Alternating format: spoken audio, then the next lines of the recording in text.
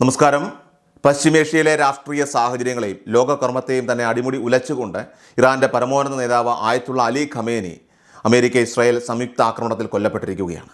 സമാധാന ചർച്ചകളിലൂടെ യുദ്ധ സാഹചര്യം ഒഴിവാക്കണമെന്ന ലോകരാഷ്ട്രങ്ങളുടെ പ്രതീക്ഷകൾ നിലനിൽക്കെയാണ് ഇത്തരത്തിൽ അപ്രതീക്ഷിതമായിട്ടുള്ള ഈ സൈനിക നീക്കം അവിടെ ഉണ്ടായത്. 10 ദിവസത്തെ സമയപരിധിക്കുള്ളിൽ കരാറിൽ ഒപ്പിട്ടില്ലെങ്കിൽ കർശന നടപടി ഉണ്ടാകുമെന്ന് അമേരിക്കൻ ഭരണകൂടം മുന്നറിയിപ്പ് നൽകിയിരുന്നുവെങ്കിലും ആ കാലാവധി തികയുന്നതിന് മുൻപേ അതിശക്തമായ സ്ട്രൈക്കിലൂടെ ഖമേനിയെ വധിക്കുകയായിരുന്നു. ദീർഘകാലമായിട്ട് അമേരിക്കയുടെയും ഇസ്രായേലിൻ്റെയും നിരീക്ഷണത്തിലായിരുന്ന ഖമേനിയുടെ ഓരോ നീക്കവും കൃത്യമായി ട്രാക്ക് ചെയ്ത ശേഷമാണ് അതീവ രഹസ്യമായി ഈ ഒരു ഓപ്പറേഷൻ അവർ നടപ്പിലാക്കിയത്. മെഡിറ്ററേനിയൻ കടലിൽ നിലയുറപ്പിച്ചിരുന്ന USS ജെറാൾഡ് ഫോർഡ് എന്ന വിമാനവാഹിനി കപ്പലിൽ നിന്നുള്ള മിസൈലുകൾ ഉപയോഗിച്ചായിരുന്നു ആക്രമണം എന്നാണ് ഇപ്പോൾ പുറത്തുവരുന്ന വിവരം. ഖമേനിയുടെ ഔദ്യോഗിക വസതി ലക്ഷ്യമിട്ട് നടന്ന ബോംബാക്രമണത്തിന്റെ ദൃശ്യങ്ങൾ അമേരിക്കയും ഇസ്രായേലും ഇതിനോടകം തന്നെ ഇപ്പോൾ പുറത്തുവിട്ട് കഴിഞ്ഞു. ഈ യുദ്ധത്തിന്റെ ആദ്യ മണിക്കൂറുകളിൽ തന്നെ രാജ്യത്തിന്റെ പരമോന്നത നേതാവിനെ തന്നെ വധിക്കാൻ സാധിച്ചത് സൈനികമായി തങ്ങൾ നേടിയ വലിയ വിജയമായിട്ടാണ് ഇപ്പോൾ സംയുക്ത സേന കണക്കാക്കുന്നത്. ഒരു സുരക്ഷിത സ്ഥാനത്തേക്ക് മാറി നിൽക്കാൻ പോലും സമയം നൽകാത്ത വിധം മിന്നൽ വേഗത്തിലായിരുന്നു ഈ ഒരു നീക്കം. ഖമേനിയുടെ വധത്തോടുകൂടി ഇറാന്റെ ആത്മവിശ്വാസം തകർക്കാനും ഭരണമാറ്റം വേഗത്തിലാക്കാനും സാധിക്കുമെന്നാണ് അമേരിക്കൻ തന്ത്രജ്ഞർ പോലും ഇപ്പോൾ കണക്കാക്കുന്നത്. നേതാവിൻ്റെ വിയോഗത്തിന് പിന്നാലെ ഇറാൻ അതിശക്തമായ പ്രത്യാക്രമണവുമായിട്ട് രംഗത്തെത്തുകയുണ്ടായി. ലോകത്തിൻ്റെ വിവിധ ഭാഗങ്ങളിലുള്ള അമേരിക്കൻ സൈനിക താവളങ്ങൾ ഉൾപ്പെടെ 27 കേന്ദ്രങ്ങളിലാണ് ഇറാൻ മിസൈൽ വർഷം നടത്തിയത്.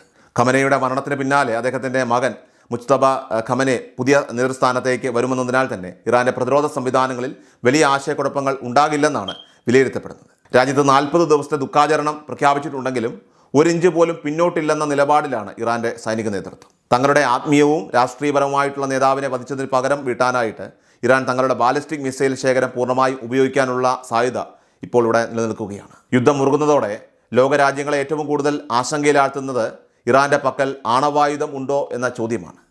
60% സമ്പുഷ്ടീകരിച്ച യുറേനിയം ഇറാന്റെ പക്കലുണ്ടെന്ന് നേരത്തെ തന്നെ റിപ്പോർട്ടുകൾ ഉണ്ടായിരുന്നു. നിലവിൽ ആണവായുധം ഉണ്ടെന്നതിന് ഔദ്യോഗിക സ്ഥിരീകരണമില്ലെങ്കിലും രാജ്യത്തിൻ്റെ നിലനിൽപ്പ് തന്നെ ഭീഷണിയിലായ ഈ സാഹചര്യത്തിൽ ഇറാൻ അങ്ങേയറ്റത്തെ നടപടികളിലേക്ക് ഒരുപക്ഷെ നീങ്ങിയേക്കാം. ആണവായുധം എന്നത് ഒരു ആക്രമണ ഉപാധിയേക്കാൾ ഉപരിയായിട്ട് മറ്റു രാജ്യങ്ങളുടെ അധിനിവേശം തടയാനുള്ള ഒരു ഡിറ്ററൻ്റ് ആയിട്ടാണ് ഇവിടെ ഇറാൻ കണക്കാക്കുന്നത്.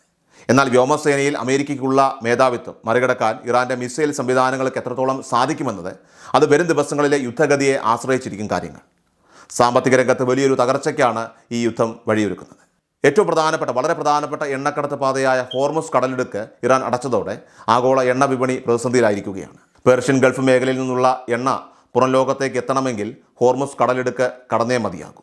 ഖത്തർ, കുവൈറ്റ്, ഇറാഖ് തുടങ്ങിയ രാജ്യങ്ങളുടെ എണ്ണ കയറ്റുമതി ഇത് പൂർണ്ണമായിട്ടും തടസ്സപ്പെടുത്തും. ആഗോള എണ്ണ നീക്കത്തിൻ്റെ 20% തടസ്സപ്പെടുന്നത് ഇന്ത്യയും ചൈനയും പോലുള്ള വാങ്ങൽ രാജ്യങ്ങളെയൊക്കെ തന്നെ വലിയ തോതിലുള്ള ഈ വിലക്കയറ്റത്തിലേക്ക് ഇത് നയിക്കും. ഉപ്പ് തൊട്ട് കർപ്പൂരം വരെയുള്ള എല്ലാ സാധനങ്ങൾക്കും വില വർദ്ധിക്കാനും ആഗോളതലത്തിൽ തന്നെ സാമ്പത്തിക മാന്ദ്യം ഉണ്ടാകാനും ഈ സാഹചര്യം കാരണമായി മാറും. യുദ്ധഭൂമിയിൽ നിന്നും ഇറാനിലെ തെരുവുകളിൽ നിന്നുമുള്ള ദൃശ്യങ്ങൾ ഇപ്പോൾ പല വിധത്തിലുള്ള പ്രചരണങ്ങൾക്കും വഴിവെക്കുന്നുണ്ട്. ചിലയിടങ്ങളിലൊക്കെ തന്നെ ആഹ്ലാദ പ്രകടനങ്ങളൊക്കെ തന്നെ നടക്കുന്നുണ്ടെന്ന റിപ്പോർട്ടുകൾ പുറത്തു വരുന്നുണ്ടെങ്കിലും ഇതിൻ്റെ സത്യാവസ്ഥ ഇനിയും വ്യക്തമല്ല. ഇറാനെ വിഭജിക്കാനുള്ള അമേരിക്കൻ തന്ത്രത്തിൻ്റെ ഭാഗമാണ് ഇതെന്ന് ഒരു വിഭാഗം നിരീക്ഷകർ കരുതുന്നുണ്ട്. എന്നാൽ ഒരു ജനവിഭാഗം ഖമേനിയുടെ വധത്തിൽ ദുഃഖിതരാണെന്നും ഇത് ഇറാൻ്റെ വിവിധ വിഭാഗങ്ങളെ ഒന്നിപ്പിക്കാൻ കാരണമാകുമെന്നും കരുതുന്നവരുണ്ട്. എന്തായാലും പശ്ചിമേഷ്യയിലെ യുദ്ധം കേവലം 2 രാജ്യങ്ങൾ തമ്മിലുള്ള പോരാട്ടമായിട്ട് നിൽക്കാതെ ഇപ്പോഴത്തെ സാഹചര്യത്തിൽ അത് ലോകത്തെ മുഴുവൻ ബാധിക്കുന്ന ഒരു വലിയ ദുരന്തമായിട്ട് മാറിക്കൊണ്ടിരിക്കുകയാണ്.